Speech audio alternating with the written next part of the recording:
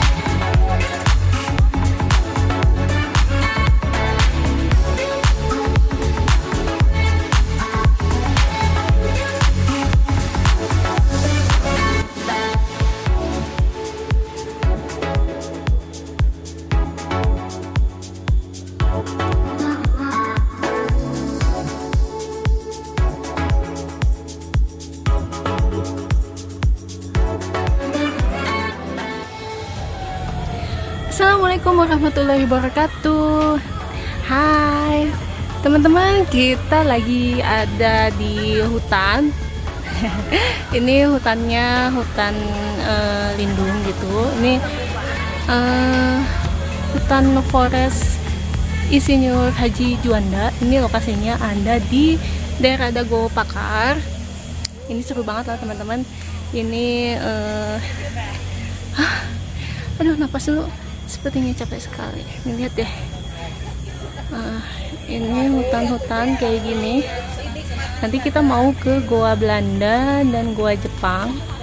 Lokasinya sekitar 400 meter. Nanti kita ke sana.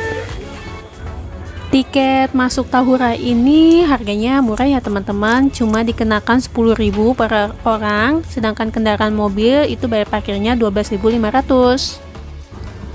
Cara memasuki Tahura ini kita daftar dulu lewat websitenya ya teman-teman. Ini aku taruh di bawah linknya ya.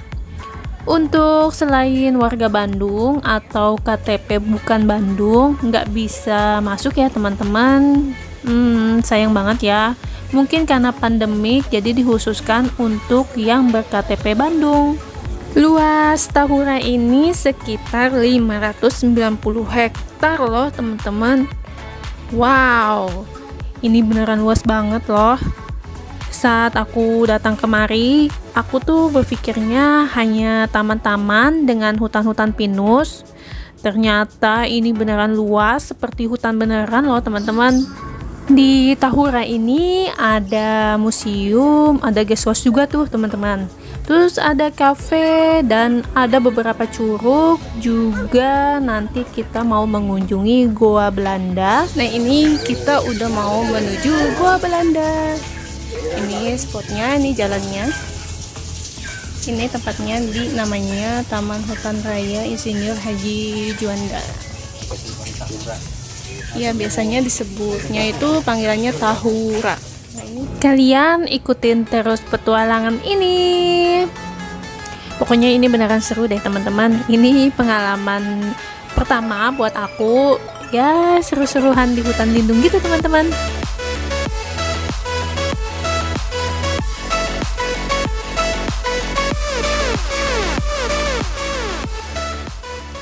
Bagi kalian yang tinggal di Bandung, tentu aja ini tempat yang enak banget untuk jalan-jalan pagi, menghirup udara segar, karena ini banyak pohon ya teman-teman.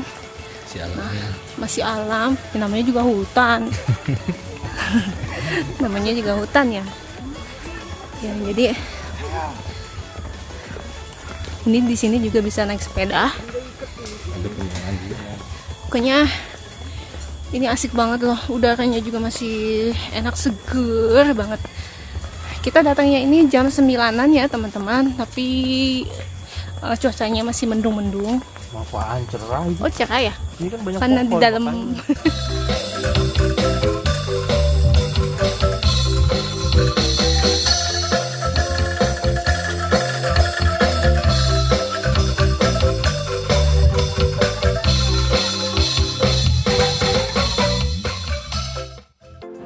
Di dalam Tahura ini ada tempat seperti kafe. Ini kita bisa nongkrong di sini sambil istirahat, minum dulu atau nyemil-nyemil dulu.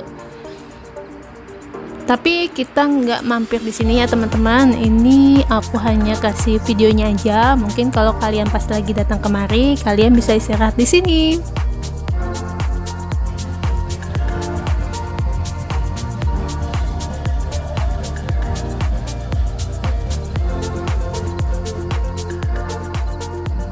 Setelah kafe tadi, nanti perjalanan ke atasnya itu hampir semuanya nanti seperti ini teman-teman, keren ya. Dan di dalam Tahura ini kalian nggak perlu bawa makanan dari luar karena banyak kedai-kedai makanan, cemil-cemilan gitu teman-teman. Ini seperti kayak uli bakar, ada gorengan, lontong, macam-macam deh teman-teman. Jadi kalian nggak akan kelaparan. Ini ada monkey. Ini monkey-nya itu banyak ya teman-teman. Itu liar. Jadi kalian perlu hati-hati kalau membawa jinjingan ya, takutnya dirampas. Nah, ini kita udah masuk di kawasan Gua Belanda. Jadi Gua Belanda ini adalah sebuah terowongan yang dibangun pada tahun 1941. Nah, terowongan ini itu dipergunakan untuk PLTA Bangkok. Pada Perang Dunia Kedua pada tahun 1941, militer Hindia Belanda ini membangun stasiun radio telekomunikasi. Nah, bangunan ini merupakan jaringan goa di dalam perbukitan Batu Pasir Tufaan. Saat ini goa dapat dimasuki dengan aman ya teman-teman. Jadi kalian harus kunjungi goa ini karena ini adalah bangunan sejarah pada zaman Belanda. Nah, ini pintu masuk goa Belanda. Ini ada jasa pemandunya juga dan ada jasa sewa center. Sebenarnya kita nggak perlu itu ya teman-teman karena ini hanya sebuah terowongan. Tada! Uji nyali. Terowongan ini panjangnya sekitar 144 meter dengan lebar 1,8 meter. Jaringan goa ini ada 15 lorong dan 2 pintu masuk setinggi 3,2 meter. Pada masa Perang Dunia Kedua, Belanda memanfaatkan goa Belanda ini sebagai stasiun radio telekomunikasi Belanda. Sedangkan pada masa kemerdekaan, goa Belanda ini dimanfaatkan oleh para pejuang Indonesia sebagai gudang mesiu. Di sebuah lorong pun masih terdapat bekas rel yang dulu dipergunakan untuk mengangkut perbekalan dan persenjataan. Nah, saat memasuki gua, terlihat sel tahanan perang pada sebelah kiri, sedangkan di sebelah kanan terdapat gang sempit yang berujung pada sebuah tangga yang digunakan sebagai tempat untuk mengintai. Katanya goa ini sudah mengalami beberapa kali renovasi ya teman-teman. Jadi goa Belanda ini saat ini dapat dimasuki dengan aman dan dijadikan sebagai objek wisata yang penuh dengan nilai sejarah.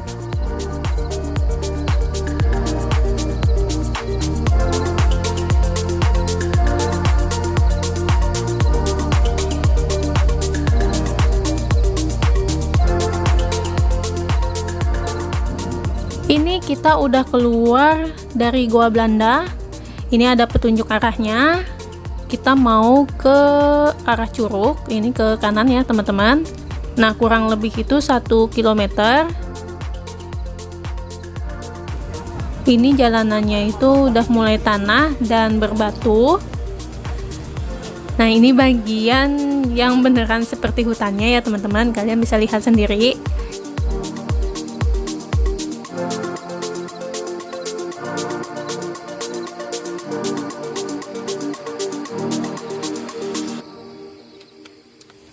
Ini jalanannya menanjak teman-teman.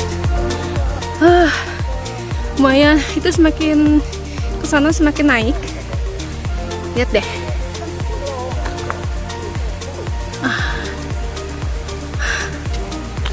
Kalau ke Curug Cikolang itu katanya masih jauh banget. Iya, makin naik ke atas. Ini menanjak, beneran nanjak. Ini nggak kelihatan sih ya kalau menanjak kayak gini. Ini nanjaknya sekitar 60 derajat. Wah, curugnya. Kita ngaso dulu nih teman-teman di warung. Ini kita mau ngemil uli yang tadi kita beli.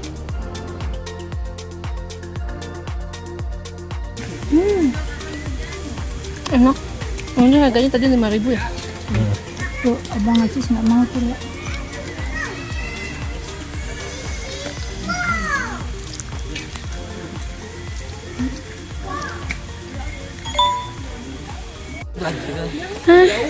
Kita ngaso lagi di warung. Nah, ini jalanannya kayak gini. Ini tadi jalanan yang kita taikin.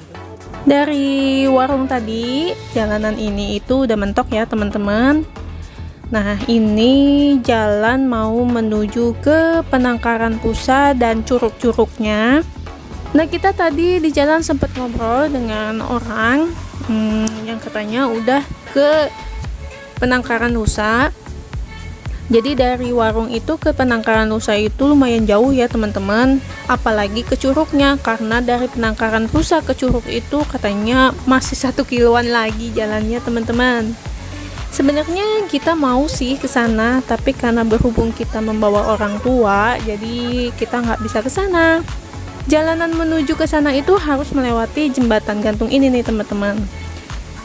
Nah, jembatan gantung ini hanya bisa dilewati maksimal 4 orang. Jadi kita harus antri ya teman-teman. Untuk melewati jembatan ini sih nggak terlalu serem sih. Cuma pas kita udah melewati jembatan ini agak-agak pusing gitu teman-teman. Mungkin karena goyang jembatannya. Ini masih kayu ya teman-teman. Jadi kalian harus hati-hati. Nah, ini kita udah sampai di ujungnya. Nah, di ujung ini itu di belakang aku ini ada jalan mau menuju ke Penangkaran Nusa. Dan akhirnya aku balik lagi lewatin jembatan ini. Menurut aku ini adalah pengalaman yang beneran seru dan menyenangkan. Ini perjalanan pertama aku ke hutan. Oh ya, walaupun ini hutan lindung, tapi menurut aku ini benar-benar petualangan bagi aku. Next, kalau kalian mengunjungi Tahura ini dan kalian sudah mengunjungi Penangkaran Nusa dan curug-curugnya, kalian komen di bawah ya. Aku ingin tahu seperti apa pengalaman kalian. Sekian travel vlog aku hari ini. Semoga informasi ini bermanfaat untuk kalian. Jangan lupa subscribe channel Wulan El Ferdinand, like, comment, and share. Wassalamualaikum, bye-bye.